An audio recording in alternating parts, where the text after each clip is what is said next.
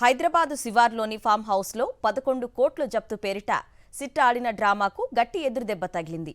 SIT జప్తు చేసిన నోట్ల కట్టల నిగ్గు తేల్చేందుకు విజయవాడ ఏసీబీ న్యాయస్థానం కీలక ఆదేశాలు జారీ చేసింది.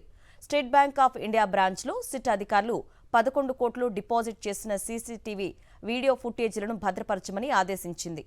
అంతేకాదు అందుకు సంబంధించిన స్టేట్మెంట్లు, లెడ్జర్లు, రికార్డులను కూడా న్యాయస్థానానికి సమర్పించాలని పేర్కొంది.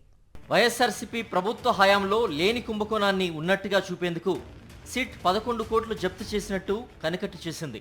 అందుకోసం వర్ధమాన్ ఇంజనీరింగ్ కాలేజీ యాజమాన్యాన్ని బెదిరించి లొంగదీసుకుంది. వర్ధమాన్ ఇంజనీరింగ్ కాలేజీకి చెందిన 11 కోట్ల రూపాయల నగదును గుట్టుచప్పుడు కాకుండా విజయేందర్ రెడ్డికి చెందిన హైదరాబాద్ శివార్లలోని ఫామ్ హౌస్లోకి తరలించారు. అనంతరం తనిఖీల్లో ఆ 11 కోట్ల నగదును గుర్తించి జప్తు చేసినట్లు డ్రామా రక్తి కట్టించారు. ఆ నగదు అంతా రాజ్ కేసిరెడ్డిదేనని, ఆయన 2024 జూన్లోనే అక్కడ ఆ నగదును ఉంచారని కట్టుకథ వినిపించారు. అయితే సిట్ కుతంత్రాన్ని రాజ్ కేసిరెడ్డి సమర్థవంతంగా తిప్పికొట్టారు. ఆ నగదుతో తనకు గాని తన కుటుంబానికి గాని ఎటువంటి సంబంధం లేదని ఆయన న్యాయస్థానానికి నివేదించారు. ఆ నగదుకు సంబంధించి వర్ధమాన్ ఇంజనీరింగ్ కాలేజీ యజమాని విజయేందర్ రెడ్డి సమాధానం చెప్పాలన్నారు. ఈ మేరకు రాజ్ కేసిరెడ్డి విజయవాడ ఏసీబీ న్యాయస్థానంలో అఫిడవిట్ దాఖలు చేశారు. సిట్ జప్తు చేసినట్టు చెబుతున్న నోట్ల కట్టలపై ఉన్న ఆర్బీఐ బ్యాచ్ నెంబర్లు, సీరియల్ నెంబర్లను నమోదు చేయాలని మరో పిటిషన్ దాఖలు చేశారు. దీనిపై స్పందించిన ఏసీబీ న్యాయస్థానం 11 కోట్ల రూపాయల నగదు కట్టలను వీడియో రికార్డింగ్ చేయాలని సిట్ అధికారులను ఆదేశించింది. ఈ పరిణామాలతో అటు ప్రభుత్వ పెద్దలు, ఇటు సిట్ అధికారులు బెంబెలెత్తిపోయారు. 11 కోట్ల రూపాయల నోట్ల కట్టలను ఆర్బీఐ అధికారులు పరిశీలిస్తే తమ కుట్ర బట్టబయలవుతుందని ఆందోళన చెందారు.